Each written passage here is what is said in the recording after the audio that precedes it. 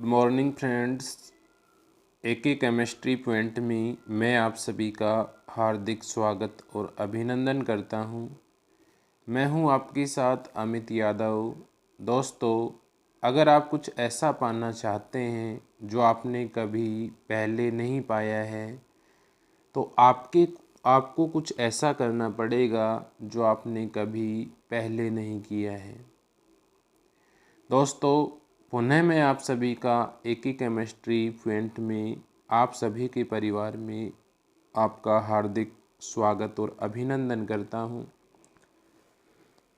जो एके chemistry point की family में जुड़े हुए हैं उन सभी का मैं बहुत बहुत धन्यवाद करता हूं। और जो इस चैनल पे पहली बार विजिट कर रहे हैं तो वो चैनल को सब्सक्राइब करें, बेल आइकन को प्रेस करें, जिससे इम्पोर्टेंट जो वीडियोज हैं उनकी नोटिफिकेशन जो हैं आपको प्राप्त हो सकें। देखिए, इस चैनल में प्लेलिस्ट बनी हुई हैं क्लास वाइज, तो आपकी जो भी क्लास है उस क्लास की प्लेलिस्ट में जाकर आप सभी जो वीडियोज हैं वहाँ पे देख सकते हैं। देखिए,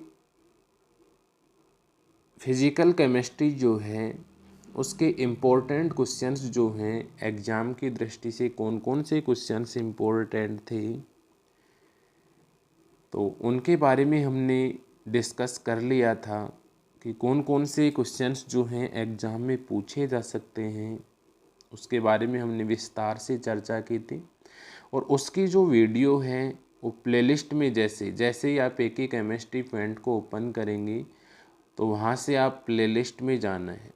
प्लेलिस्ट में जाकर के वहाँ पे आप चेक कर सकते हैं आपकी क्लास वाइज जो है वीडियो, और वहाँ पे इम्पोर्टेंट क्वेश्चंस जो हैं फिज़िकल केमिस्ट्री के उनका वीडियो जो है उसमें डला हुआ है, तो वहाँ से आप उसको देख लीजिएगा।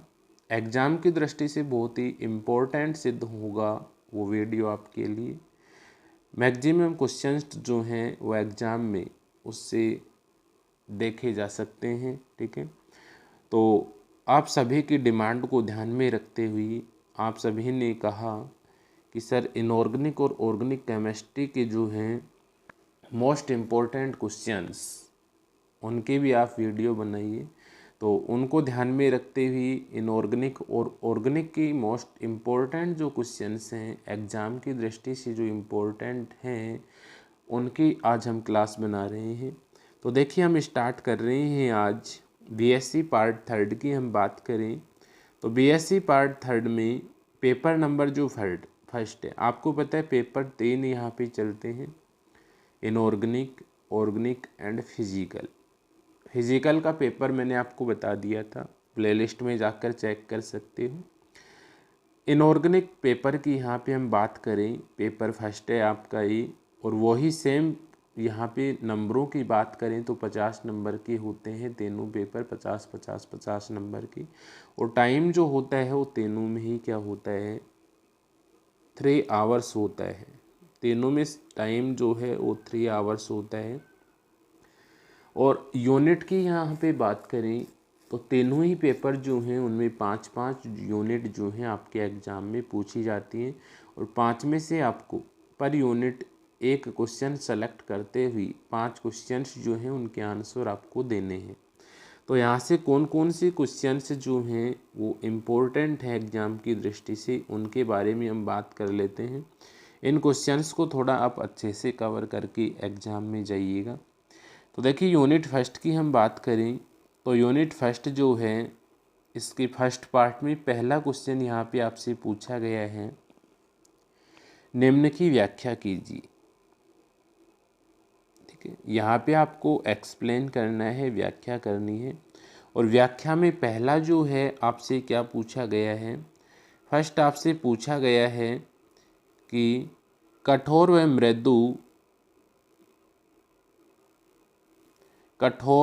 मृदु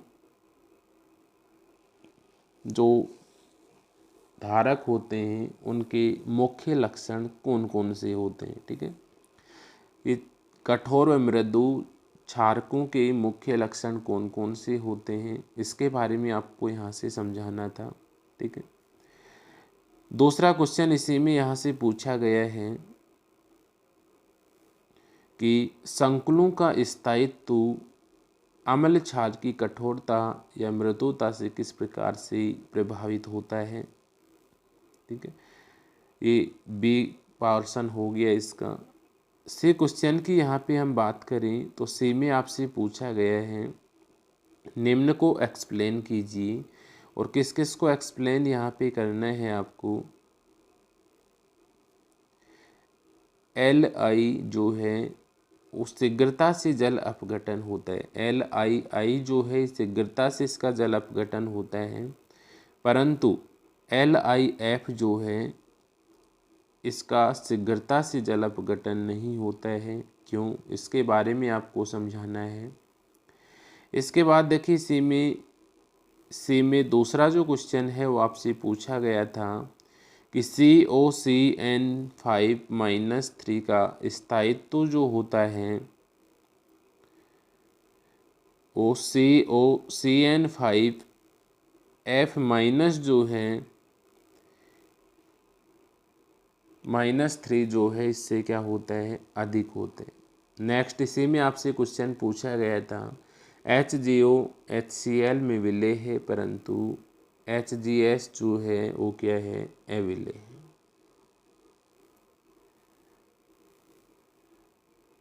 इसके बाद में नेक्स्ट क्वेश्चन जो है वो आपसे पूछा गया था यहाँ पे AgI2- स्थायी है और AgF-2 नहीं है। ठीक है, तो ये फर्स्ट पार्ट था यूनिट नंबर फर्स्ट का। इसमें इम्पोर्टेंट क्वेश्चंस जो हैं वो आपको ध्यान रखने हैं। ठीक है, एक बार दोबारा से आप यहाँ से देख लीजिएगा यूनिट फर्स्ट स्क्रीनशॉट यहाँ से आप ये ले सकते हैं, कौन कौन से क्वेश्चंस जो हैं वो इम्पोर्टेंट हैं, इनको आप अच्छे से एग्ज़ाम में कवर करके जाइएगा। स्क्रीनशॉट इसका ले सकते हैं।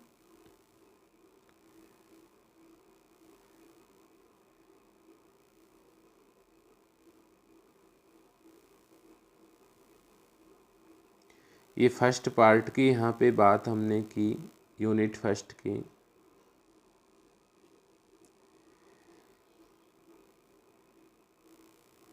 सेकंड पार्ट की यहाँ पे हम बात करें यूनिट फर्स्ट के, तो इसमें आपसे पूछा है कि निम्न की व्याख्या कीजिए। सबसे पहला क्वेश्चन इसमें आपसे पूछा है कि सहजीविता सिद्धांत को समझाइए। सहजीविता सिद्धांत जो है वो क्या होता है, इसके बारे में आपको यहाँ पे समझाना था। ठीक है, इसी में दूसरा जो क्वेश्चन है वो आपसे पूछा है अम्लों व क्षारों की मृदुता एवं कठोरता किस प्रकार विद्युत ऋणता से संबंधित होती है। इसके बाद में थर्ड जो क्वेश्चन है इसमें आपसे पूछा गया था कि पियर्सन की HSAB अवधारणा की व्याख्या कौन से सिद्धांत के आधार पे करनी है। HSAB जो है उस पियर्सन की HSAB अवधारणा को समझाना है, और HSAB सिद्धांत जो इसके अनुप्रयोग भी आपको समझाना है। तो ये यूनिट नंबर जो फर्स्ट है इसका सेकंड पार्ट था। स्क्रीनशॉट आप यहाँ से इसका ले सकते हैं। ठीक है, तो ये इसका अथवा वाला पोर्शन यहाँ पे हो गया। तो ये फर्स्ट यूनिट जो है वो कंप्लीट आपकी होती है, जिसमें इम्पोर्टेंट क्वेश्चंस हमने यहाँ पे डिस्कस किए। यूनिट सेकंड की यहाँ पे हम बात करें तो यूनिट सेकंड जो है इसमें कौन कौन से क्वेश्चंस जो हैं वो इम्पोर्टेंट यहाँ पे हैं। तो देखिए तीसरा क्वेश्चन यहाँ पे आपसे पूछा गया है निम्न में से 3 की व्याख्या आपको करनी है, और पहला इसमें आपसे पूछा गया है कि क्रिस्टलीय क्षेत्र प्राचल और पैरामीटर को प्रभावित करने वाले जो कारक हैं उनको आपको यहाँ से समझाना है। क्रिस्टलीय क्षेत्र प्राचल क्या होता है और पैरामीटर जो हैं उनको प्रभावित करने वाले कारक कौन कौन से हैं, उचित उदाहरण की सहायता से आपको उसको समझाना है। ठीक है, नेक्स्ट क्वेश्चन यहाँ पे आपसे पूछा गया है कि चतुष्फल की अष्टफल के क्रिस्टल फील्ड में डी कक्षकों का जो विपाटन है वो किस प्रकार से यहाँ पे होता है। इसके बाद में सी में आपसे पूछा है कि चतुष्फल के संकुल सदैव उच्च चक्रण वाले होते हैं। नेक्स्ट निम्न को समझाइए, Fe(F6-3) आयन जो है FeCN6-3 की तुलना में अधिक अनुचुंबकीय होता है। सेकंड इसे में आपसे पूछा है कि NiCl4-2 अनुचुंबकीय एवं चतुष्फलकीय है तथा NiCN4-2 प्रतिचुंबकीय एवं वर्गाकार सममितीय है। इसको आपको एक्सप्लेन करना है, ये इम्पोर्टेंट यहाँ पे बन जाता है ये डी वाला पोर्शन। ठीक है, चतुष्फलकीय और अष्टफलकीय कक्षकों में डी कक्षकों का विपाटन किस प्रकार से होता है, इसको आपको यहाँ पे समझाना है। इसके बाद में सेकंड यूनिट जो है इसके अथवा वाले पोर्शन की यहाँ पे बात करें तो ये सारे जो क्वेश्चंस हैं ये मैंने आपको पढ़ा रखे हैं। ठीक है, नेक्स्ट इसमें अथवा का क्वेश्चन नंबर 4 आपको दिया हुए हैं। निम्न में से तीन की व्याख्या करनी है। तीन यहाँ पे इनमें से समझाना है जो दिए हुए हैं। क्रिस्टलीय क्षेत्र स्थायीकरण ऊर्जा क्या होती है? दुर्बल एवं प्रबल क्षेत्र लिगेंड में D1, D5 और D9 तीन इलेक्ट्रॉनिक विन्यास, D1, D5 और D9 इलेक्ट्रॉनिक विन्यास जो है इसके लिए क्रिस्टल क्षेत्र स्थायीकरण ऊर्जा को आपको समझाना है और इसके लिए आपको गणना करनी है। नेक्स्ट क्वेश्चन इसी में आपसे पूछा था कि जटिल यौगिकों के संदर्भ में वैलेंस बॉन्ड थ्योरी वीवीटी सिद्धांत जो इसकी सीमाओं का आपको यहाँ पे वर्णन करना था। नेक्स्ट क्वेश्चन की यहाँ पे हम बात करें तो नेक्स्ट क्वेश्चन जो है इसी यूनिट में अष्टफलकीय प्रबल क्षेत्र CO सेकंड संकुल यौगिक प्रबल अपचायक होते हैं अर्थात आसानी से CO थर्ड में ऑक्सीकृत हो जाते हैं, क्यों? डी यहाँ पे आपसे पूछा है कि क्रिस्टलीय क्षेत्र सिद्धांत के आधार पर K4 FeCN6 संकुल के रंग तथा चुंबकीय गुणों को समझाना है तथा MnO4- परमैंगनेट का रंग आप किस प्रकार से यहाँ पे समझाएंगे। तो ये यूनिट नंबर सेकंड की यहाँ पे बात हुई। तो यूनिट नंबर सेकंड जो है इसका आप स्क्रीनशॉट यहाँ से ले सकते हैं। कौन कौन से क्वेश्चंस जो हैं वो इम्पोर्टेंट यहाँ पे बन जाते हैं। क्वेश्चन नंबर 3 यहाँ पे दिया हुआ है। इसके बाद में इस पेज का स्क्रीनशॉट आप यहाँ से ले सकते हैं। इन क्वेश्चंस को एग्ज़ाम में जो है वो अच्छे से कवर आपको करके जाना है। इसके बाद में इसका फोर्थ क्वेश्चन यहाँ पे दिया हुआ है, इसको आप एक्सप्लेन करना है।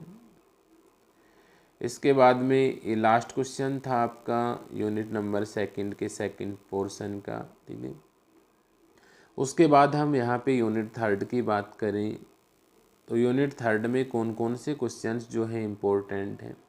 तो निम्न में से किन्हीं दो की आपको व्याख्या करनी है। ऑर्गल आरेख से आप क्या समझते हैं? D1 और D9 विन्यास के लिए अष्टफलकीय क्षेत्र में ऑर्गल आरेख बनाइए। ऑर्गल आरेख अच्छे से आपको मैंने पढ़ा रखा है और ऑर्गल आरेख और माइक्रोस्टेट का जो टॉपिक है वो BSc थर्ड ईयर जो है उसमें मैंने डाल भी रखा है। आप प्लेलिस्ट में जाकर वहाँ से इसको पढ़ सकते हैं, एग्जाम की दृष्टि से बहुत इम्पोर्टेंट है। तो ऑर्गल आरेख को आपको समझाना था और D1 और D9 विन्यास की अष्टफलकीय क्षेत्र के लिए ऑर्गल आरेख आपको बताना है। डेडी संक्रमण क्या होता है, लापोर्ट वर्धन नियम क्या होता है, ठीक है, इनको आपको समझाना है। डेडी संक्रमण के लिए चयन नियमों की व्याख्या आपको यहाँ से करनी थी। सी इसी में आपसे पूछा था कि D6, D4 और D10 विन्यास के लिए पद प्रतीक किस प्रकार से निकालते हैं, टर्म सिंबल किस प्रकार से निकालते हैं। इसका टॉपिक भी जो है BSc थर्ड इनऑर्गेनिक जो केमिस्ट्री उसकी प्लेलिस्ट चैनल में बनी हुई है, वहाँ पे जाके आप विजिट कर सकते हैं। सारे टॉपिक जो हैं पद प्रतीक की और ऑर्गल आरेख की मैंने डाल रखे हैं, आप वहाँ से पढ़ सकते हैं।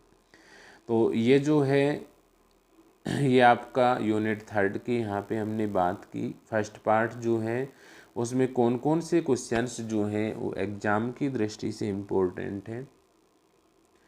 देखिए सेकंड पार्ट की हम यहाँ पे बात करें तो सेकंड पार्ट जो है इसमें कौन कौन से क्वेश्चंस जो हैं वो इम्पोर्टेंट यहाँ पे हैं।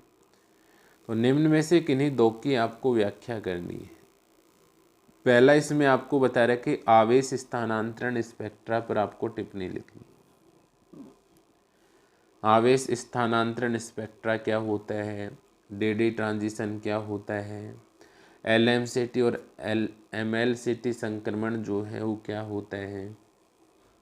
एमएलसीटी ट्रांजिशन और आवेश स्थानांतरण स्पेक्ट्रा की क्लास भी मैंने डाल रखी है, प्लेलिस्ट में आप चेक कर सकते हैं, वहाँ से पढ़ सकते हैं।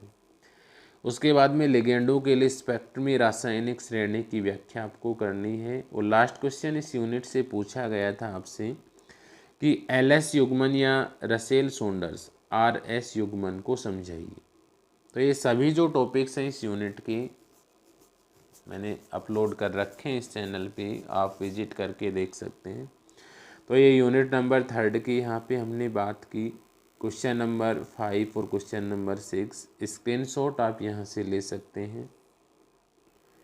यूनिट नंबर 4 की यहाँ पे हम बात करें तो यूनिट नंबर 4 जो है इसमें क्वेश्चन नंबर 7 आपसे यहाँ पूछा है कि निम्न में से किन्हीं दो की व्याख्या आपको करनी है।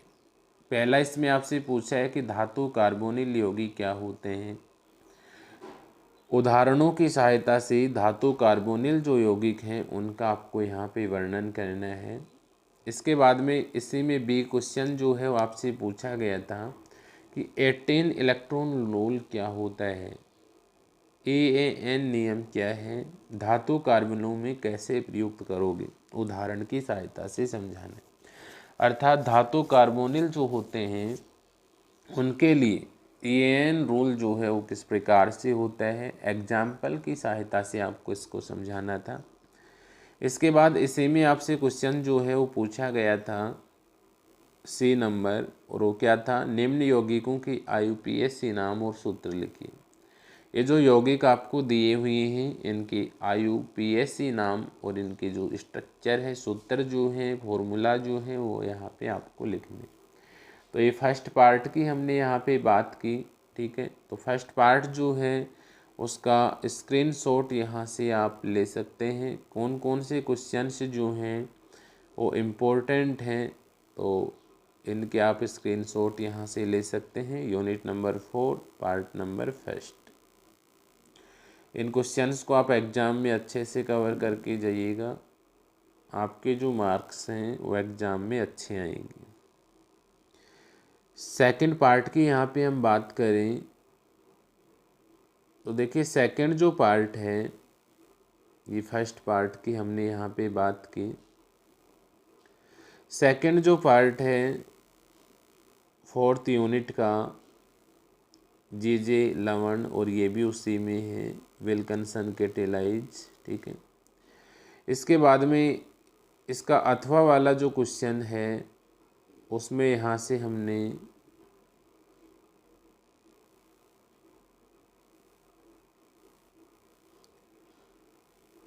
इसका अथवा वाला जो क्वेश्चन है वो आपसे यहाँ पे पूछा गया था कि निम्न में से किन्हीं दो की व्याख्या आपको करनी थी। और यहाँ पे आपसे पूछा था कि एल्किल लिथियम यौगिक की सुपर प्रिंगनाई अभिकर्मक क्यों कहा जाता है, मैथिल लिथियम निम्न में से कैसे अभिक्रिया करता है। मैथिल लिथियम जो है इसकी अभिक्रिया आपको शुष्क बर्फ और C2H5 2Zn के साथ करवानी थी। बे इसी में आपसे पूछा था कि समांगी उत्प्रेरक द्वारा एल्किनों की हाइड्रोजनीकरण की क्रियाविधि जो है उसको यहाँ पे आपको समझाना था। नेक्स्ट इसी में सी यहाँ से आपको पूछा था कि निम्न की संरचना समझाइए। ये संरचना आपको इसमें समझानी है, ठीक है। तो ये यूनिट नंबर 4 की हमने यहाँ पे बात की। ये सेकंड पार्ट यहाँ पे यूनिट नंबर 4 का था, इसका आप स्क्रीनशॉट यहाँ से ले सकते हैं, ठीक है।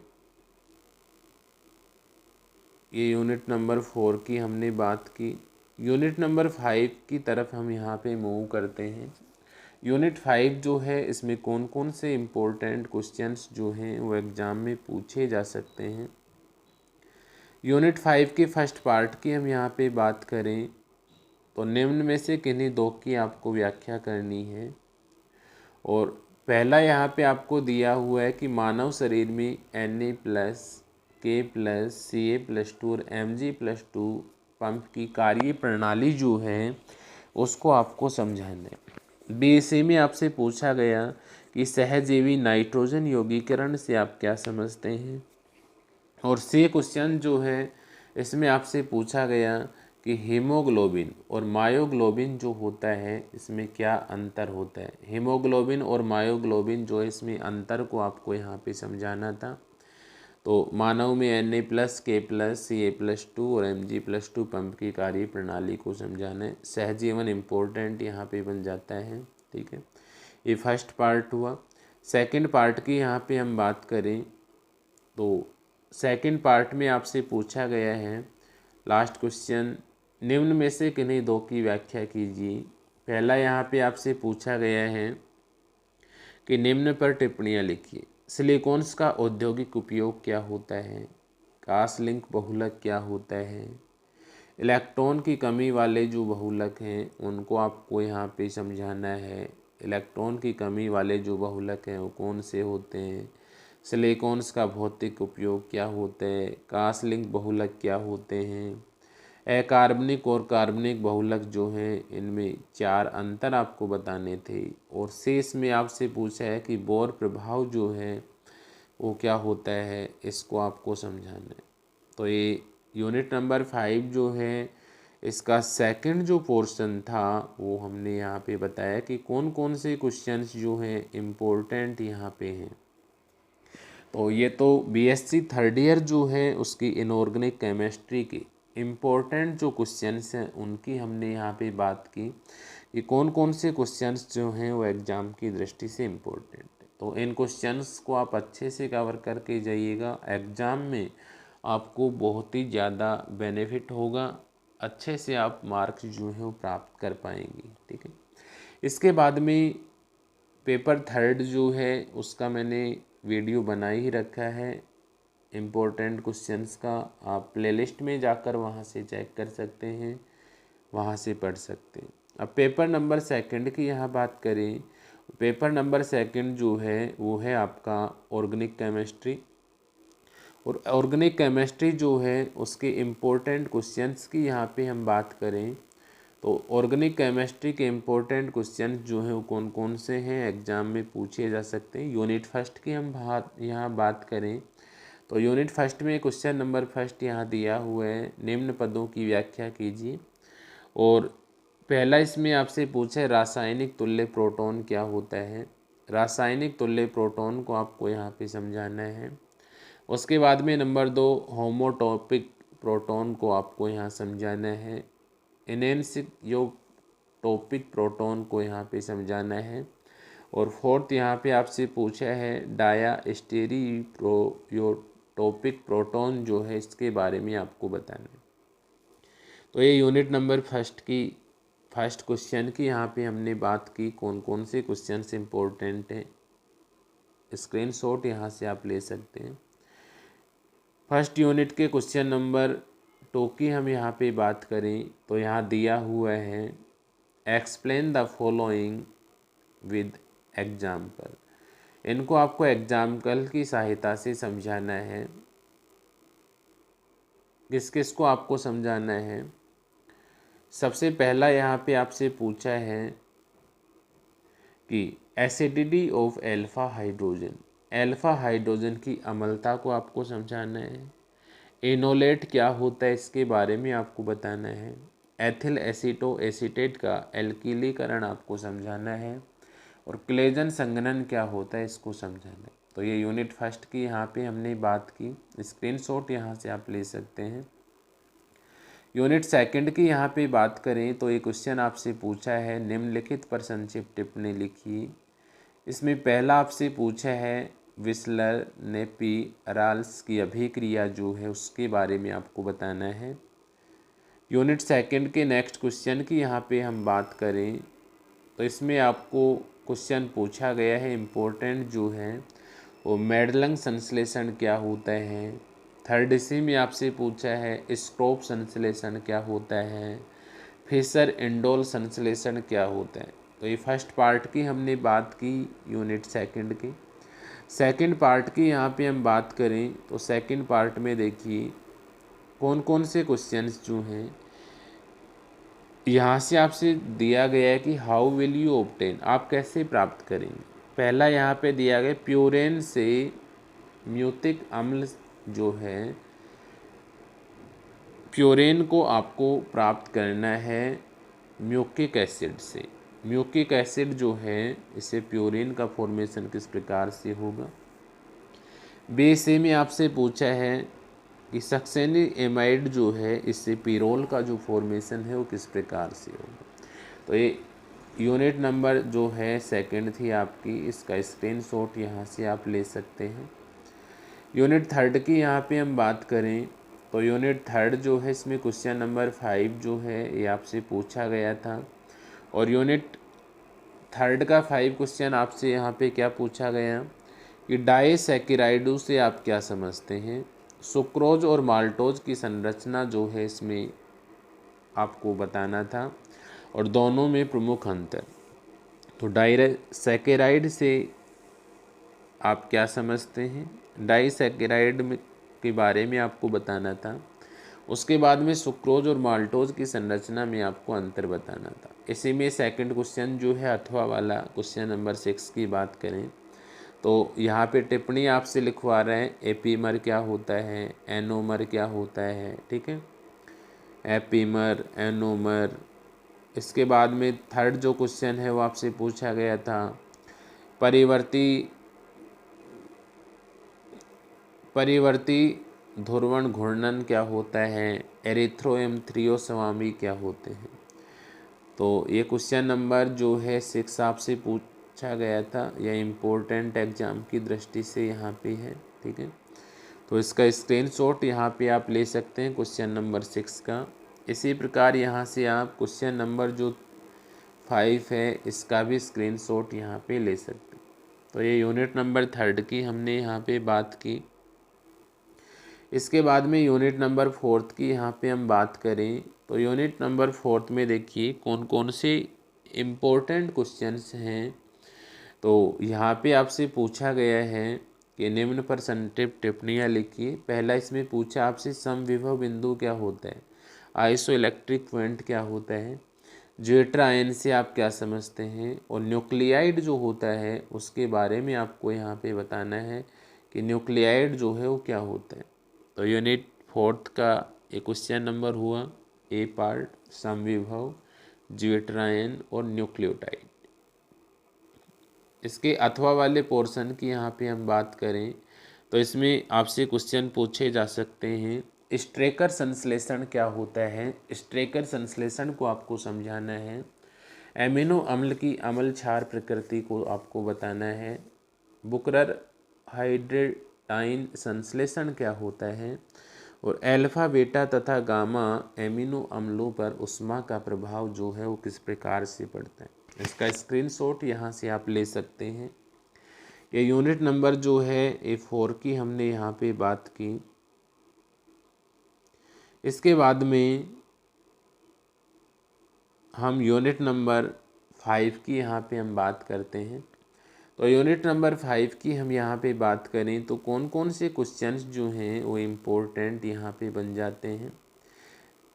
9 नंबर क्वेश्चन आपसे यहाँ पूछा गया है कि explain the following polymerisation with mechanism and example. निम्न बहुलीकरण प्रक्रियाओं की क्रियाविधि को उदाहरण और क्रियाविधि की सहायता से समझाने। मुक्त मूलक बहुलीकरण क्या होता है, मुक्त मूलक बहुलीकरण को आपको यहाँ से समझाना है। और इसके बाद में ऋणायनिक बहुलीकरण क्या होता है, इसकी क्रियाविधि आपको बतानी। तो 5 नंबर जो है इसका 9 नंबर क्वेश्चन हुआ फर्स्ट क्वेश्चन। अथवा वाले क्वेश्चन की यहाँ पे हम बात करें तो अथवा में यहाँ पे लास्ट क्वेश्चन जो है यूनिट नंबर जो 5 है आपका, उसमें आपसे पूछा गया है कि निम्न पर संक्षिप्त टिप्पणियाँ लिखिए। सल्फर डाई एजेनियम, सल्फेनिलमाइड और सल्फा औषधियाँ और सल्फा डाई एजीन। इसका स्क्रीनशॉट आप यहाँ से ले सकते हैं। तो ये थे आपके इनऑर्गेनिक केमिस्ट्री और ऑर्गेनिक केमिस्ट्री जो है उसके कुछ इम्पोर्टेंट क्वेश्चंस जो एग्ज़ाम की दृष्टि से इम्पोर्टेंट है, इनको अच्छे से कवर करके जाइएगा। फिजिकल केमिस्ट्री के जो क्वेश्चंस हैं वो एक ही केमिस्ट्री पॉइंट चैनल को जैसे ही आप ओपन करेंगी उसके प्लेलिस्ट में आप जाओगे, आपकी जो भी क्लास है उस क्लास की प्लेलिस्ट में आपको जाना है, वहाँ पे वो वीडियो मिल जाएगा, तो उसको वहाँ से आप देख सकते हैं और इन वीडियो को यहाँ से आप दे सकते हैं। तो जिन्होंने चैनल को सब्सक्राइब नहीं किया है वो सब्सक्राइब करें, और जो चैनल पे पहली बार विजिट कर रहे हैं उनका मैं एक ही केमिस्ट्री पॉइंट में अमित यादव आप सभी का स्वागत और अभिनंदन करता हूं। सभी इस चैनल को सब्सक्राइब करें और अपनी तैयारी को जारी रखें। और सभी को मेरी तरफ से ऑल दी बेस्ट। एग्ज़ाम की दृष्टि से ये इम्पोर्टेंट क्वेश्चंस यहाँ पे हमने डिस्कस किए, ठीक है। और सभी को मेरी तरफ से आप सभी को best of luck, good luck आप सभी को।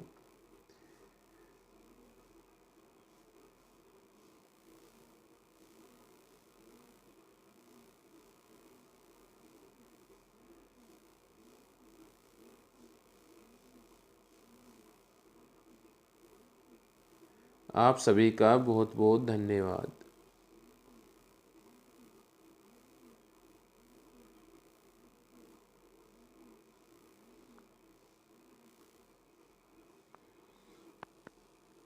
आपका दिन शुभ हो।